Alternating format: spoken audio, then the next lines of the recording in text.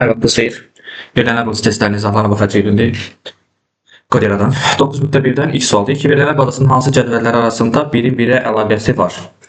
Birin birə əlaqəsi o deməkdir ki, yəni burada cavab B variantı olacaq. Hər bir ölkənin bir paytaxtı var və tərsinə. Hər paytaxt yalnız bir ölkəyə mənsubdur. Ona görə burada birin birə əlaqəsi var. Məsələn, burada A variantında şagirdlər və siniflər. Bir şagird bir sinifdə otura bilər, amma bir sinifdə çoxlu sayda şagird otura bilər. Ona görə bu birin birə əlaqəsi deyil. Digərləri də bu qaydada. Keçək ikinci suala. Verilənlər bazasında sahə necə adlanır? Verilənlər bazasında sahə, domen və sütun eyni şeydir. Cədvəlin sütununu ifadə edir. C variantı. Üçüncü tapşırıq. Deyir ki, relyasiyalı verilənlər bazasının bütün əlaqələrini müəyyən edin. 4 tip əlaqəmiz var. Birin birə, birin çoxa, çoxun birə, çoxun çoxa. Düzgün cavab variantı C variantıdır. Sonra verilənlər bazasının idarə etmə sistemi, yəni VBS nə deməkdir? Onun haqqında danışır. Bu verilənlər bazasının idarə etmə sistemi elə bir proqram təminatına deyir ki, burada verilənlər bazasını təyin edə bilirik, yarada bilirik, qoruya mühafizə edə bilirik, həmçinin ona müraciət edə və ümumən müraciətə nəzarət edə bilirik. Ona görə düzgün cavab variantı burada verilib. B variantı. Verilənlər bazasının A və B cədvəlləri arasında hansı tip əlaqə var deyir. Diqqətlə baxsaq, bax, bir dənəsindən çıxır, çoxuna əlaqə var. O yüzden burada olacaq cavabımız nə? Birin çoxa əlaqəsi B variantı.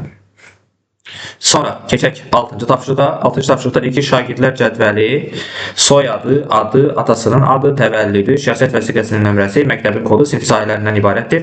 Hansı başlıca açar ola bilər? Başlıca açar və ya da əsas açar deyirik ona, primary key və adətən təkrarlanması mümkün olmayan sahələrdən istifadə olunur. Burada təkrarlanması mümkün olmayan sahə şəxsiyyət vəsiqəsinin nömrəsidir. Ona görə bizdə olacaq bu başlıca açar şəxsiyyət vəsiqəsinin nömrəsi, yəni Y variantı.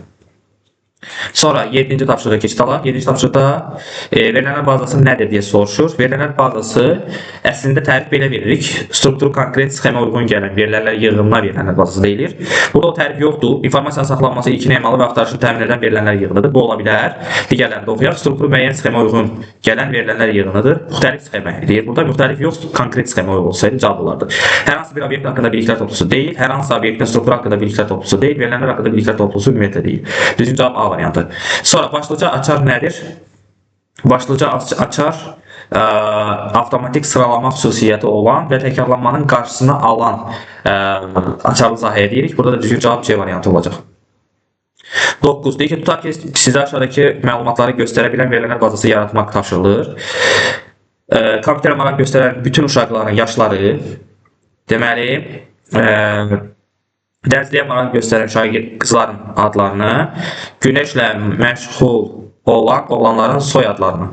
Deməli, biz burada yaş daxil eləməliyik, maraq dairəsi daxil eləməliyik, cinsiyyəti daxil eləməliyik, yəni oğlan yaxud qız olduğu, sonra adları daxil eləməliyik sahəyə və bir də soyadları daxil eləməliyik. Deməli, olmalıdır burada nə? Bizdə ad, cins, məşğuliyyət, soyad, yox, soyad yoxdur, ad, soyadı var mı? Soyad da var. Soyad, ad, cins, yaş, bir də məşğuliyyət. Cavab C variantıdır. Sonra 10-cu suala keçid alaq. Modellərdən hansı ağacvari struktural malikdir? İyerarxiyadır bu. Ağacvari quruluş, Y variantı. Verilənlər relyasiya modelində nisbət nəyi bildirir? Nisbət cədvələ deyirik. Yəni, cədvəlimiz nisbət adlanır verilənlər bazasında. Düzgün cavab olacaq bizdə Y variantıdır. Verilənlər bazasının şəbəkə modelidir bu. Görürsünüz, çox sayılı ünvanlardan istifadə olunur burada. Bir neçəsi ilə əlaqədədir. Ona görə bu şəbəkədir. 13-cü sualda iyerarxik modeli təsvir ediblər. Cavab olacaq A bəndi. Sonra növbəti tapşırıq bizdə 14-dür. Verilənlər modeli deyil. Verilənlərin 4 dənə modeli var idi. İyerarxik, relyasiya, şəbəkə, obyekt yönlü. Bircə dənə forma yoxdur. Forma verilənlər bazasında obyektdir. Relyasiya modelinin elementlərinə aid deyil. Relyasiya modelinin elementləri dedikdə sahə, yazı, tip və nisbət anlayışları var, amma verilənlərin qiyməti relyasiya modelinin elementləri deyil. Sonra 16-cı, verilənlər bazasında cədvəl həm də nisbət adlanır. Bunu bayaq dedik. Düzgün cavab C variantı olacaq 16-da. 17. Cədvəldə neçə sahə var? Sahə deyirsə sütunlara sayı soruşur. 1, 2, 3, 4 dənə sütunumuz var. Cavab olur Y bəndi. Verilənlər bazasında əsas açar nədir? Cədvəldə yazıları bir qiymətli təyin edən bir və ya bir neçə sahəyə biz deyirik nə? Açar, yəni primary key. B variantı olacaq burada. 19. İmtahan nəticələri elan olunduqdan sonra məlum oldu ki, informatika fənnindən Aysel Aybənizdən az. Aysel Aybənizdən az. Lakin Ağadan çox bal toplayıb. Buradan qeyd edək. Nicatın nəticəsi Ayselin nəticəsindən zəif olsa da Zahidin nəticəsindən xeyli yaxşıdır. Deməli, Nicat böyükdür Zahiddən, amma kiçikdir Ayseldən. Əgər bu Ayseldən kiçikdirsə, onda ay bənzərlikçi olacaq, doğrudurmu? İndi informatika sahəsində artmaya görə nizamlama aparsaq, artmaya görə nizamlama kiçikdən böyüyə düzməkdir. Sonuncu yazıda ən böyüsü dayanacaq. Bunların içində ən böyüsü də baxanda görürük ki, Aybənizdir. Ayseldən də böyükdür, Ağadan da böyükdür. Aysel, Nicat və Zahiddən böyük olduğuna görə bunlardan da böyükdür Aybəniz. Deməli, ən böyüsü Aybənizdir. Düzgün cavab C variantı olacaq. Sonra növbəti suala keçid alıram. Verilənlər bazasının cədvəlləri üçün hansı xassələr ödənməlidir? 20-ci sualdır bu. Deyir ki, cədvəlin hər bir elementi bir verilən elementidir. Bu cümlədə nakarazlıq var. Cədvəlin hər bir elementi bir verilən elementidir. Yəni bu siz nə demək istəyir? Deyir ki, yəni hər sütunda bir qiymət saxlanılır. Cədvəlin ixtiyari sütununun bütün elementləri həmcinsdir. Yəni sütundakı elementlərin tipləri və uzunluqları eynidir. Bu da doğrudur. Yəni tutaq ki, soyadı varsa onu aparıb yaşını yaza bilmərəm. Soyadı sayəsində ancaq soyadları yazmaq lazımdır. Sonra hər bir sütunun bənzərsiz adı var. Eyni adlı ikilər sütun ola bilməz. Düzdür bu da. Cədvəldə iki eyni sətir ola bilməz. Bu da doğrudur. Verilənlər bazasında izafilik gözlənilir. Yəni təkrarçılığın qarşısı alınır həmişə. 5. Sətir və sütunlar ixtiyari ardıcılıqla yerləşə bilər. Bu da doğrudur. Düzgün cavab olacaq hamısı. Yəni 1, 2, 3, 4, 5. B variantı. Sonra 21-ci sual. Deyir ki, hansı variantda relyasiya cədvəlinin nisbət olması üçün təyin edilmiş şərtlərdən deyil.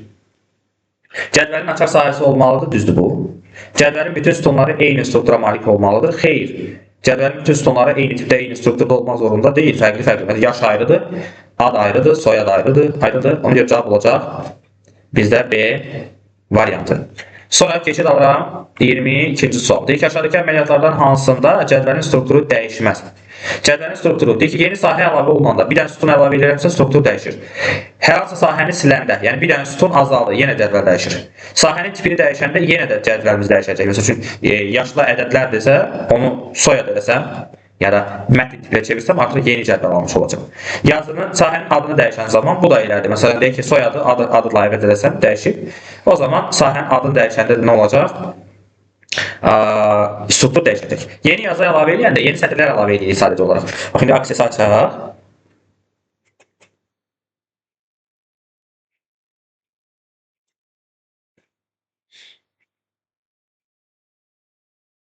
Deyək ki, bura yazıram. Deyək ki, bura bir qısa ad deyəcəm. Bura yaş deyəcəm.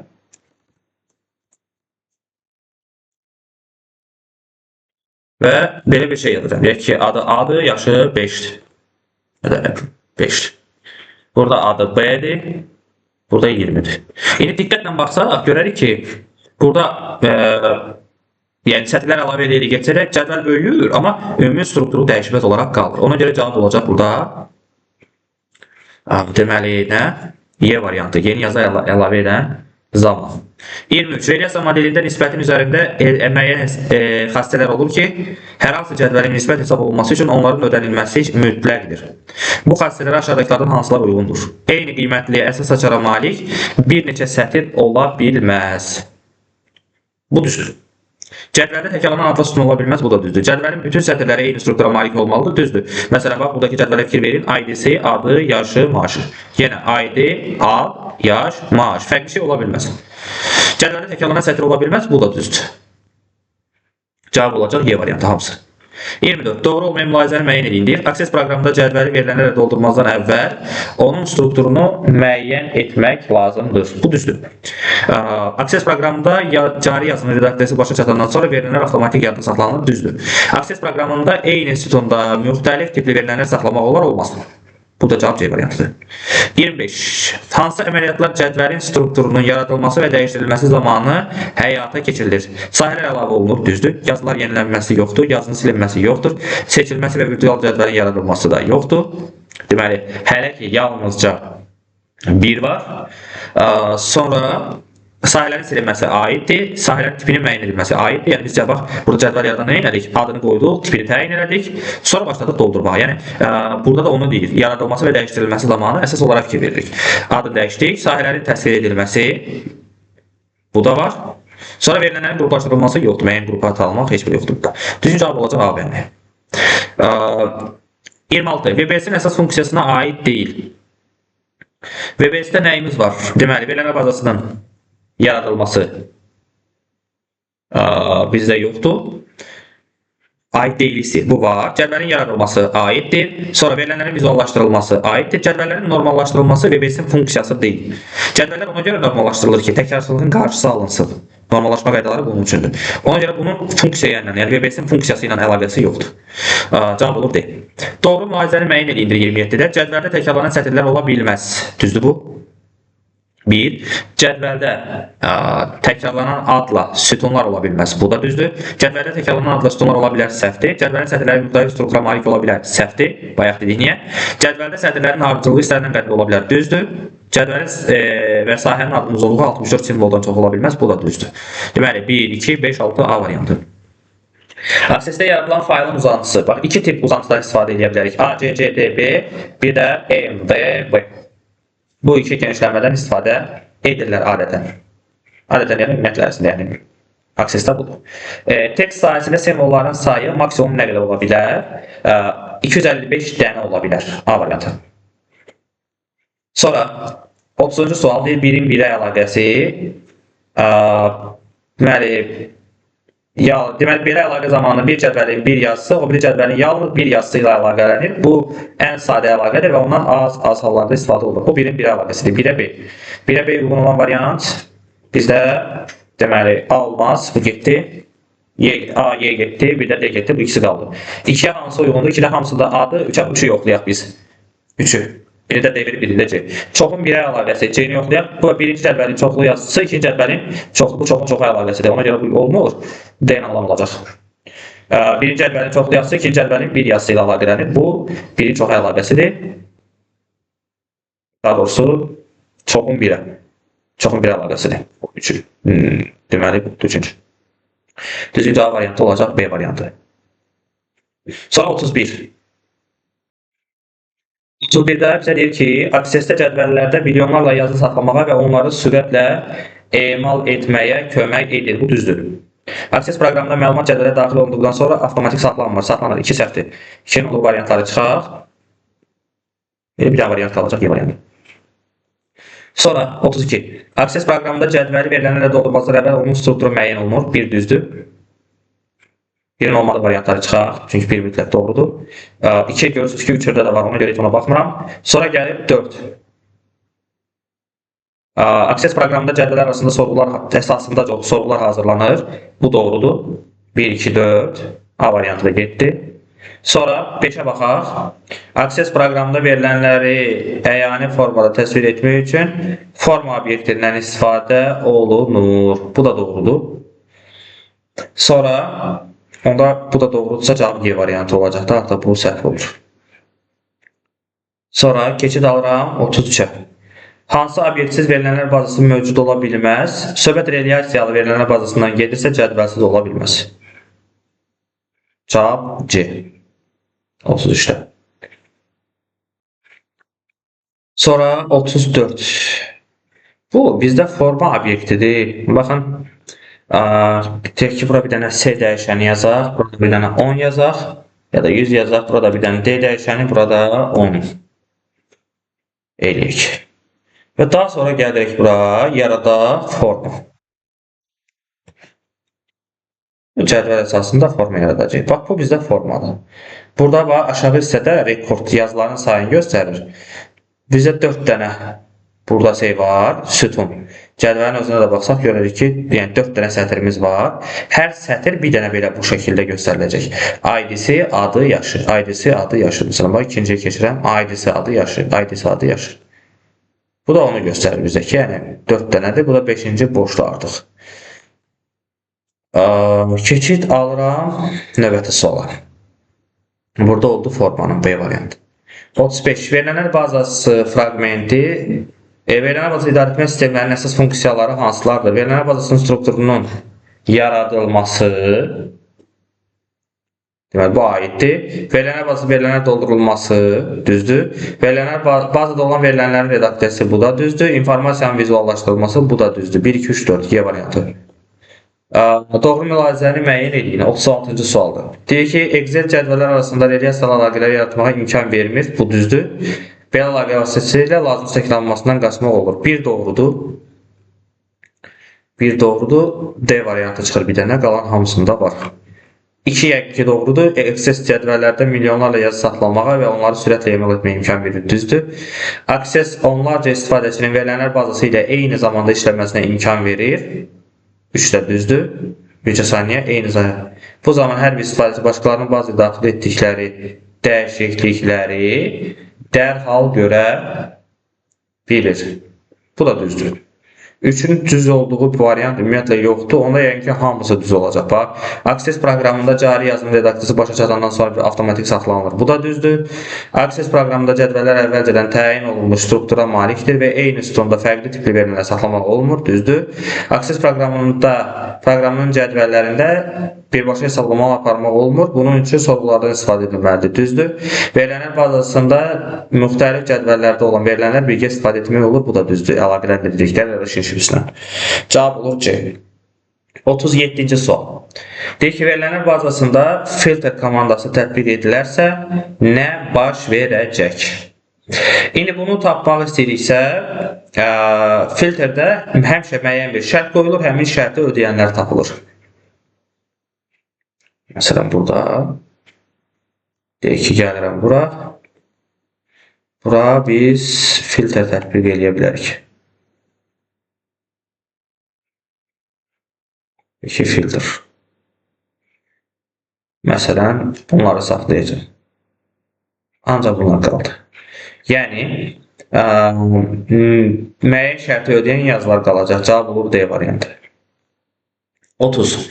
Sütun başlıqlara uyğun olaraq əməkdaşın kodu, soyadı, adı, atasının adı olan verilənlər bazasında 150 iş haqqında məlumat daxil edilmişdir. Cədvəldə neçə sahə, neçə yazı olacaq? Əməkdaşın kodu 1, soyadı 2, adı 3, atasının adı 4. 4 dənə sütun olacaq, yəni sahəmiz olacaq 4 dənə. Yazımız da 150 dənə olacaq. Neçə sətr var o qədər? Cavab olur B variantı 38-dən. 39. Sayğac sahəsinin xüsusiyyətləri nədən ibarətdir? Avtomatik nömrələnir. Artır avtomatik. Cavab olur D variantı. 40. Design View rejimində sahələrin tipinin təyin olunması üçün data type-dan istifadə edirik. Konstruktor rejimə keçid edək. Bax, burada konstruktor rejimdə, bax, burada tipləri burada təyin edirik. Buna da data type deyirik. Ona görə cavab olur. Burada nə? B variantı. Sonra 41. 41-ci sualda deyir ki, Access proqramında sahə tiplərinə aid olanları seçin. Sahə tiplərinə hansılarımız aiddir bizim? Demək, bir aiddir memo sahəsi var.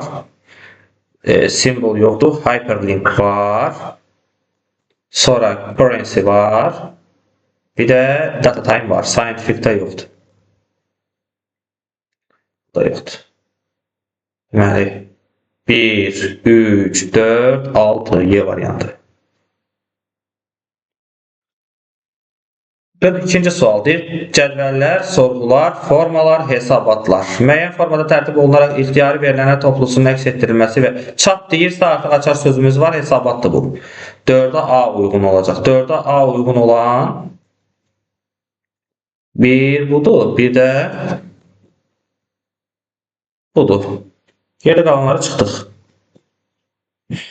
Demək, birincisinə də baxsaq, məsələni çözəcəyik, düzdürmü?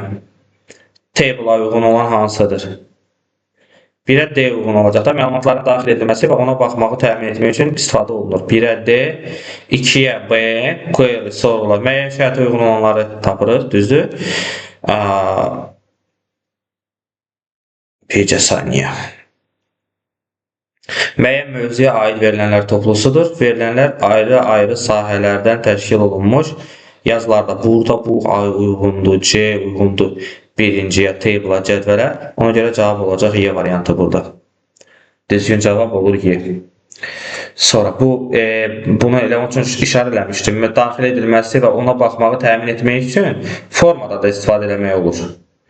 Amma bu verilənlər ayrılan sahə elementinin təşkil olunmuş yazılarda saxlanır. Bu yalnızca cədvəllərdir. Sahə yazı anlayışı cədvələ aiddir.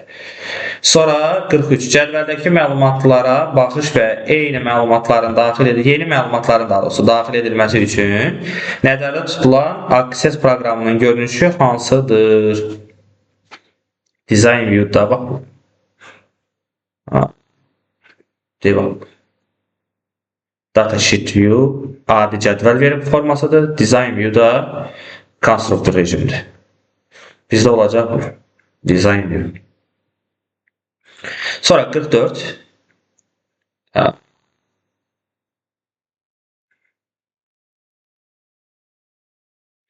Yeni cədvəldəki məlumatlara baxış və yeni məlumatlar daxil eləməkdirsə konstruktor rejim deyil də.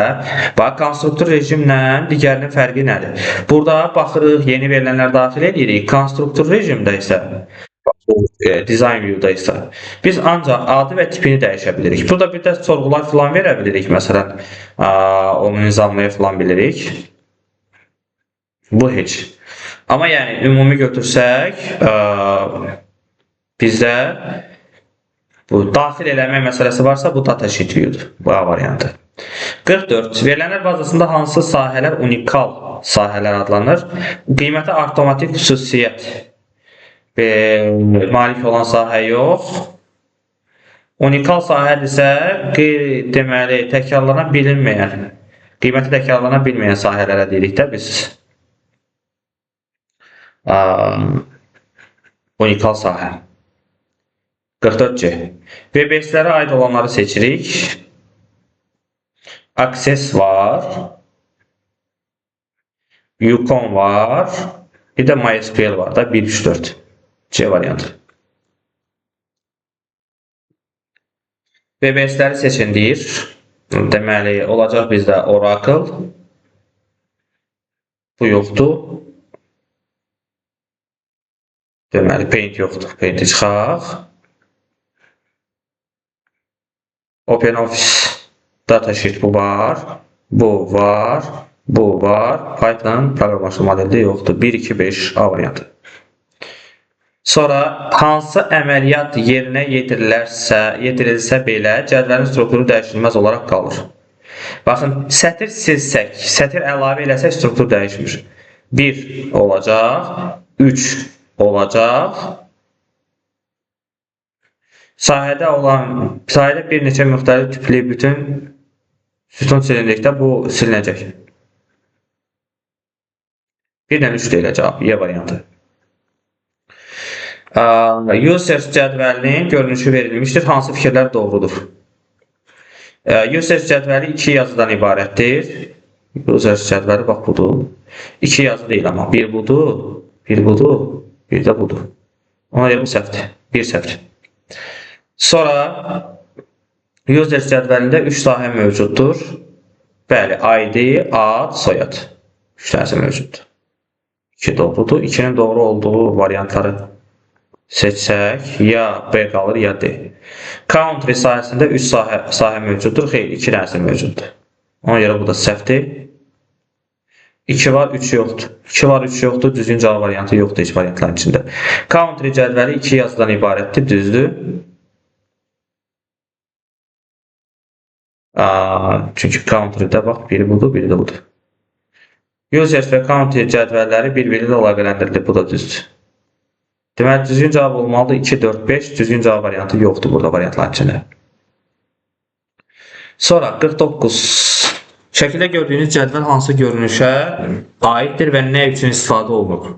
Bu Design View'dur və cədvəllərin strukturunu yaratmaq üçün istifadə edirik biz bundan. Bayaq dedim, bax, adı daxil edirik, tipi daxil edirik. Burada description'da onun haqqında izahdır, şərh. Deməli, cavab oldu B variantı 49'da. Sonra 50. Cədvəldə